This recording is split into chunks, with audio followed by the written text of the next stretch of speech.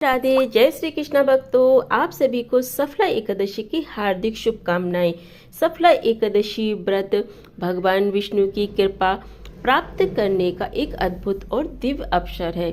इस व्रत को करने से न केवल जीवन में सफलता मिलती है बल्कि आत्मा भी शुद्ध होती है। तो आइए आज की इस पवित्र कथा को सुनकर भगवान की कृपा प्राप्त करें और अपने जीवन को सफल बनाएं। एक बार की बात है कि एक बार भगवान श्री हरि विष्णु अपने वाहन श्री गरुड़ जी पर सवार होकर कैलाश पर्वत पर जा रहे थे। जाते समय मार्ग में गरुड़ जी ने देखा कि एक ही द्वार पर दो बारातें ठहरी हुई थी। यह बात उनकी समझ में नहीं आई। बस फिर क्या पूछा था बैठे श्री हरि विष्णु से कि यह कैसी अनोखी बात है कि विवाह के लिए एक कन्या और दो बारातें। मेरी तो समझ में कुछ भी नहीं आ रहा है। गरुड़ जी का प्रश्न सुनकर भगवान श्री हरि बोले कि हाँ, एक ही कन्या से विवाह करने के लिए इस समय दो अलग अलग जगह से बारातें आई हैं। एक बारात पिता द्वारा पसंद किए गए लड़के की है और एक बारात माँ द्वारा पसंद किए गए लड़के की है। भगवान की यह बात सुनकर गरुड़ जी फिर बोले कि प्रभु, आप आखिरकार इस कन्या का विवाह होगा किसके साथ? प्रभु बोले, जिसे माता ने पसंद किया है और बुलाया है उसी के साथ कन्या का विवाह होगा। अब भगवान की यह बात सुनकर गरुड़ जी मौन हो गए और भगवान को कैलाश पर्वत पर पहुंचाकर कौतूहलवश उसी जगह पर फिर से आ गए जहां पर दोनों बारातें ठहरी हुई थी। गरुड़ जी ने मन में सोचा कि अगर मैं माँ द्वारा पसंद किए गए वर को यहाँ से हटा दूं तो भला यह विवाह संभव कैसे होगा। फिर क्या था, उन्होंने भगवान के विधान को देखने के लिए जिज्ञासावश तुरंत ही उस वर को वहां से उठाया और ले जाकर के समुद्र के एक टापू पर छोड़ दिया। ऐसा करने के बाद भी गरुड़ जी थोड़ी देर के लिए भी रुके नहीं थे, बल्कि अब तो उनके मन में एक नया विचार दौड़ने लगा कि मैं तो इस लड़के को यहाँ उठा लाया, किंतु यहाँ तो इस निर्जन टापू में इसके खाने पीने की कोई व्यवस्था ही नहीं है और ऐसे में इस सुनसान निर्जन टापू पर तो यह लड़का भूखा ही मर जाएगा और वह सारी बारात मजे से 56 भोग का आनंद ले रही है। यह तो बिल्कुल भी ठीक नहीं है। इसका पाप तो मुझे अवश्य ही लगेगा, इसलिए अब तो मुझे इसके लिए खाने का कुछ न कुछ इंतजाम तो करना ही पड़ेगा और यदि विधाता का विधान मुझे देखना ही है तो थोड़ा परिश्रम तो मुझे भी करना ही पड़ेगा। ऐसा मन में विचार कर गरुड़ जी वापस उसी स्थान पर फिर से आ गए और इधर कन्या के घर पर स्थिति ये थी कि वर के गायब हो जाने से कन्या की माता को बड़ी निराशा हो रही थी, किंतु वो भी अपनी जिद पर अड़े। उन्होंने अपनी कन्या को एक भारी टोकरी में बैठाकर ऊपर से फल फूल मेवा मिष्ठान आदि सजाकर रख दिए, जिसमें कि भोजन सामग्री ले जाने के लिए वर पक्ष से लोग आए हुए थे। माँ द्वारा उसी टोकरी में अपनी पुत्री को छुपाकर भेजने के पीछे उसकी मनसा केवल इतनी थी कि वर पक्ष के लोग कन्या को अपने घर ले जाकर वर को खोजकर उन दोनों का विवाह करा देंगे। माँ ने अपना यह भाव किसी तरह होने वाले समधी को भी बता दिया। उसके अलावा उन्होंने इस बात की सूचना किसी को भी नहीं दी, क्योंकि कन्या की मां नहीं चाहती थी कि पिता द्वारा पसंद किए गए वर से उनकी पुत्री का विवाह हो सके। अब संयोग की बात तो देखिए, आंगन में रखी उस टोकरी को जिसमें कन्या की मां ने तरह तरह के फल मेवा मिष्ठान आदि से भरकर अपनी कन्या को छुपाया था, गरुड़ जी ने उसे भरा देखा तो उठाया और लेकर उड़ चले। उसी टोकरी को ले जाकर गरुड़ जी ने उस निर्जन टापू पर, जहां पहले से ही वह उस वर को उठाकर ले जाकर छोड़ रहे आए थे, वर के सामने ले जाकर रख दिया। इधर भूख के मारे व्याकुल हो रहे वर ने जैसे ही अपने सामने खाने पीने की तमाम तरह की चीजें देखी तो वह भूख से व्याकुल हो उठा और एक बाज की तरह उस खाने पीने की वस्तुओं पर झपटा। उसने टोकरी से जैसे ही खाने के लिए फल मिठाई आदि निकालना शुरू किया तो क्या देखा कि उसमें तो 16 श्रृंगार किए हुए वही युवती बैठी हुई है जिससे कि उसका विवाह होना था। अब तो यह सब देख करके गरुड़ जी ने हैरान रह गए। उन्होंने निश्चय किया कि हरि इच्छा बलवान राम कीन चाहे सोई की करे अन्यथा अस नहीं कोई। फिर तो शुभ मुहूर्त विचार कर शुभ गरुड़ जी ने ही पुरोहिता का कर्तव्य ही निभाया।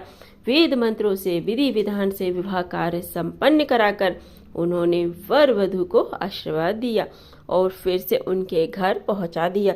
इसके बाद गरुड़ जी ने प्रभु के पास आकर सारा वृत्तांत उनसे निवेदित कर दिया और प्रभु अपना अधिकार समझकर झुंझला कर बोले कि प्रभु, आपने तो बड़ी अच्छी लीला की, सारा ब्याह कार्य हमसे ही करवा लिया। भगवान गरुड़ जी की बातों को सुनकर मंद मंद मुस्कुरा रहे थे। बोलिए पाके बिहारी लाल की जय। आप सुनिए सफला एकादशी की व्रत कथा। मोक्षदा एकादशी की व्रत कथा सुनकर धर्मराज युधिष्ठिर ने प्रसन्न होते हुए श्री कृष्ण से कहा कि हे कमल नयन, मोक्षदा एकादशी की व्रत कथा सुनकर तो मैं धन्य हो गया। अब आप पौष मास के कृष्ण पक्ष की एकादशी की महिमा बताने की कृपा करें। उसे एकादशी का क्या नाम है, उस दिन किस देवता की पूजा होती है और उसके व्रत का विधान क्या है। मुझ पर कृपा करते हुए यह सब आप मुझे विस्तार पूर्वक बताइए। तब धर्मराज युधिष्ठिर की जिज्ञासा सुनकर श्री कृष्ण ने कहा कि हे कुंती पुत्र, तुम्हारे प्रेम के कारण मैं तुम्हारे प्रश्नों का विस्तार पूर्वक उत्तर देता हूँ। अब तुम इस एकादशी व्रत का महत्व सुनो। हे धर्मराज, इस एकादशी के द्वारा भगवान श्री हरि विष्णु को शीघ्र ही प्रसन्न किया जा सकता है। पौष माह के कृष्ण पक्ष की एकादशी का नाम सफला है। इस एकादशी के आराध्य देव नारायण हैं। इस एकादशी के दिन श्रीमन नारायण जी की विधि के अनुसार श्रद्धा पूर्वक पूजा करनी चाहिए। हे पांडुनंदन, इस सत्य को जानो कि जिस तरह नागों में शेषनाग, पक्षियों में गरुड़, ग्रहों में सूर्य चंद्र, यज्ञों में अश्वमेघ और देवताओं में भगवान विष्णु श्रेष्ठ हैं, उसी प्रकार व्रतों में एकादशी व्रत श्रेष्ठ है। हे धर्मराज, एकादशी का व्रत करने वाले व्यक्ति भगवान की श्री हरि को अति प्रिय होते हैं। इस एकादशी में नींबू, नारियल, नैवेद्य आदि अर्पण करके भगवान नारायण का पूजन करना चाहिए। मनुष्य को 5 सहस्त्र वर्ष तपस्या करने से जिस पुण्य फल की प्राप्ति होती है, वही पुण्य फल श्रद्धा पूर्वक रात्रि जागरण सहित सफला एकादशी का उपवास करने से मिलता है। हे युधिष्ठिर महाराज, अब तुम सफला एकादशी की कथा भी ध्यान पूर्वक सुनो। प्राचीन समय में चंपावती नगर में महिष्मान नामक एक राजा राज्य करता था। उसके 4 पुत्र थे। उसका सबसे बड़ा पुत्र लंपक नाम का पुत्र महापापी और दुष्ट था। वह हमेशा पर स्त्री गमन में और वैश्याओं में यहाँ जाकर अपने पिता का धन व्यय किया करता था। देवता, ब्राह्मण, वैष्णव, वादी, सुपात्र की निंदा करके वह अति प्रसन्न होता था। सारी प्रजा उसके दुष्कर्म से, कुकर्म से बहुत दुखी थी, परंतु युवराज होने के कारण सब चुपचाप उसके अत्याचारों को सहन करने को विवश थे और किसी में भी इतना साहस नहीं था कि कोई राजा से उसकी शिकायत करता। परंतु बुराई अधिक समय तक पर्दे में नहीं रहती। एक दिन राजा महिष्मान को लंपुक का कुकर्म पता चल गया। तब राजा अत्यधिक क्रोधित हुआ और उसने लंपक को अपने राज्य से निकाल दिया और पिता द्वारा त्याग किया हुआ लंपक को सभी ने त्याग दिया। अब क्या था, वह सोचने लगा कि मैं क्या करूं, कहाँ जाऊं। अंत में उसने रात्रि को पिता के ही राज्य में चोरी करने की ठानी। वह दिन में राज्य से बाहर रहने लगा और रात्रि को अपने पिता की नगरी में जाकर के चोरी और अन्य बुरे कर्म करने लगा। रात्रि में वह जाकर नगर के निवासियों को मारता और कष्ट देता। वन में वह निर्दोष पशु पक्षियों को मारकर उन्हें खा जाया करता था। किसी किसी रात्रि जब वह नगर में चोरी आदि करते पकड़ा भी जाता तो राजा के डर से पहरेदार उसे छोड़ देते थे। कहते हैं कि कभी कभी अनजाने में भी प्राणी ईश्वर की कृपा का पात्र बन जाता है। ऐसा ही कुछ लंपुक के साथ भी हुआ। जिस वन में वह रहता था वह वन भगवान को भी बहुत प्रिय था और उस वन में एक प्राचीन पीपल का वृक्ष था और उस वन को सभी लोग देवताओं का क्रीड़ा स्थल मानते थे। वन में उसी पीपल के वृक्ष के नीचे महापापी लंपुक रहने लगा। कुछ दिनों बाद पौष मास की कृष्ण पक्ष की 10वीं तिथि के दिन वस्त्रहीन होने के कारण लंपुक तेज ठंड से मूर्छित हो गया। ठंड के कारण फिर वह रात्रि को सो नहीं पाया और उसके हाथ पैर अकड़ गए।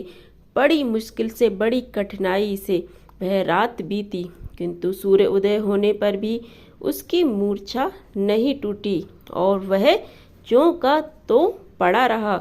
सफला एकादशी की दोपहर तक वह पापी मूर्छित ही पड़ा रहा।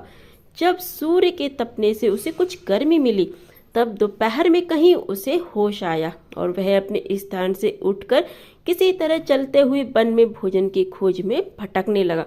उस दिन वह शिकार करने में असमर्थ था, इसलिए पृथ्वी पर गिरे हुए फलों को लेकर पीपल के वृक्ष के नीचे गया। तब तक भगवान सूर्य अस्त चल होकर प्रस्थान कर गए थे, अर्थात सूर्य अस्त हो चुका था। भूखा होने के बाद भी वह उन फलों को नहीं खा सका, क्योंकि कहाँ तो वह नित्य जीवों को मारकर उनका मांस खाया करता था और आज कहाँ उसे खाने को यह फल मिले थे। उसे फल खाना बिल्कुल भी अच्छा नहीं लगा, इसलिए उसने उन फलों को पीपल की जड़ के पास रख दिया और दुखी होकर बोला कि हे ईश्वर, यह फल आपको ही अर्पण है, इन फलों से तो आप ही तृप्त होइए। ऐसा कहकर के वह रोने लगा और रात को उसे नींद नहीं आई। वह सारी रात्रि रोता रहा। इस प्रकार उस पापी से अनजाने में ही एकादशी का उपवास हो गया। उस महापाप के इस उपवास और रात्रि जागरण से भगवान श्री हरि अत्यंत ही प्रसन्न हुए और उसके सभी पाप नष्ट हो गए। सुबह होते ही वह एक दिव्य रथ में सवार उनके सुंदर वस्तुओं से सजा हुआ आया और उसके सामने खड़ा हो गया। ठीक उसी समय आकाशवाणी हुई कि हे युवराज, भगवान नारायण के प्रभाव से तेरे सभी पाप नष्ट हो गए हैं। अब तू अपने पिता के पास जाकर राज्य प्राप्त कर। और जब वह आकाशवाणी लंपुक ने सुनी तो वह अत्यंत प्रसन्न हुआ, बोला हे प्रभु, आपकी जय हो। ऐसा कहकर के उसने सुंदर वस्त्र धारण किए और फिर अपने पिता के पास गया और पिता के पास पहुंचकर उसने सारा कथा सुनाई, पिता को सुनाई। पुत्र के मुख से सारा वृतांत सुनने के बाद पिता ने अपना सारा राज्य तुरंत ही पुत्र को सौंप दिया और स्वयं वन में चला गया। अब लंपुक शास्त्र अनुसार राज्य करने लगा और उसकी पत्नी, पुत्र आदि भी श्री हरि विष्णु के परम भक्त बन गए।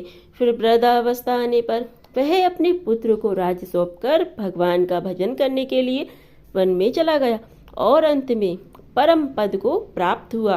भगवान श्री कृष्ण कथा समाप्त करते हुए धर्मराज युधिष्ठिर से कहते हैं, हे धर्मराज, जो मनुष्य श्रद्धा और भक्ति पूर्वक इस सफला एकादशी का उपवास करते हैं, उनके सभी पाप नष्ट हो जाते हैं और अंत में उन्हें मुक्ति प्राप्त होती है। हे युधिष्ठिर, जो मनुष्य इस सफला एकादशी के महत्व को नहीं समझ पाता है, तो उन्हें बिना पूंछ और बिना सींगों से विहीन पशु ही समझना चाहिए। सफला एकादशी के महत्व को पढ़ने अथवा श्रवण करने से प्राणी को राजयोग यज्ञ के समान फल प्राप्त होता है। कथा का सार है कि यह सफला एकादशी की कथा हमें भगवान के अति कृपालु होने का भान कराती है। अगर कोई मनुष्य अज्ञानवश अनजाने में भी प्रभु का स्मरण कर लेता है तो भी उसे पूर्ण फल की ही प्राप्ति होती है। अगर मनुष्य निश्चल भाव से अपने पापों की क्षमा मांगे तो भगवान उसके बड़े से बड़े पापों को भी क्षमा कर देते हैं। लंपुक जैसा महापापी भी भगवान श्री हरि की कृपा से ही वैकुंठ का अधिकारी बना। सफला एकादशी व्रत कथा संपन्न हुई। अब सुनिए ग्यारस माता की कथा। एक बार नारद ऋषि जी वैकुंठ लोक गए। वहां उन्होंने भगवान श्री हरि नारायण को प्रणाम किया। फिर नारद जी ने श्री नारायण जी से कहा कि प्रभु, पृथ्वी पर अब आपका प्रभाव कम हो रहा है। धर्म पर चलने वालों को कोई शुभ फल प्राप्त ही नहीं हो रहा है। जो पाप कर रहे हैं उनका तो भला हो रहा है। अब श्री नारायण भगवान कहने लगे, देव ऋषि, ऐसा नहीं है। जो भी हो रहा है सब नियति के कारण हो रहा है। देव ऋषि नारद जी बोले कि प्रभु, मैं तो देखकर आ रहा हूँ कि पापियों को तो अच्छा फल मिल रहा है और भला करने वाले, धर्म के रास्ते पर चलने वाले लोगों को बहुत ही बुरा फल मिल रहा है। वे महान दुख भोग रहे हैं। तब भगवान कहने लगे, अच्छा देव ऋषि, कोई ऐसी घटना बताओ जिससे तुम्हें ऐसा अनुभव हुआ हो। नारद जी कहने लगे, प्रभु, मैं अभी अभी एक जंगल से आ रहा हूँ। वहाँ एक गाय दलदल में फंसी हुई थी। उसे कोई बचाने वाला नहीं था। तभी थोड़ी ही देर में एक चोर उधर से गुजरता है। उसने गाय को दलदल में फंसा हुआ देखा, लेकिन वह रुका नहीं, बल्कि उस पर पैर रखकर वह दलदल लांघ कर आगे निकल गया। फिर आगे जाकर उसी चोर को सोने की मोहरों से भरी हुई एक थैली मिली। उस थोड़ी देर के बाद वहां से एक वृद्ध साधु महाराज गुजरे। उन्होंने उस गाय को दलदल से निकालने की पूरी कोशिश की और पूरी ताकत लगाकर आखिरकार उस गाय को निकाल लिया। लेकिन प्रभु, मैंने क्या देखा कि गाय को दलदल से निकालने के बाद भी जब वह साधु महाराज आगे गए तो खुद एक गड्ढे में गिर गए। उन्हें चोट भी लग गई। बताइए प्रभु, यह कौन सा न्याय है कि जिसने गाय की मदद की उसे दुख मिला, और बल्कि जो गाय के ऊपर पैर रखकर आगे बढ़ गया उसे सोने के मोहर की भरी थैली मिल गई।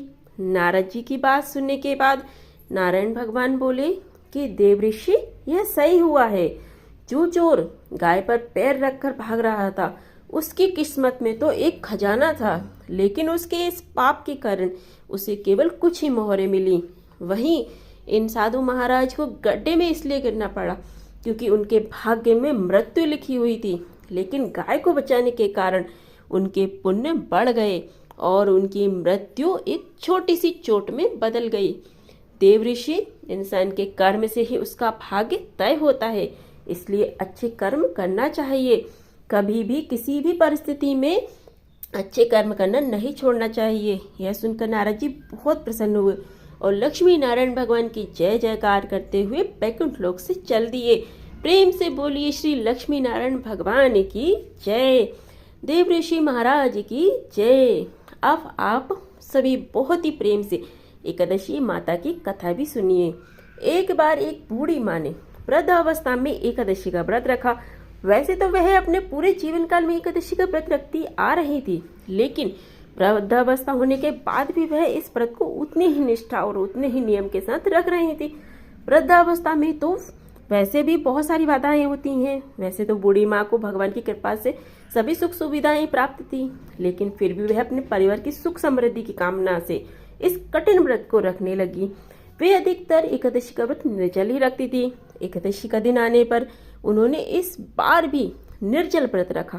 दिन भर उन्हें प्यास लग रही, लेकिन किसी तरह उन्होंने अपने मन को संयम में रखकर पूजा पाठ किया, कथा सुनी। पंडित जी को मिट्टी के पात्र में भरकर पानी और ऋतु फल दान में दिए। दोना भरकर शक्कर भी बांटी।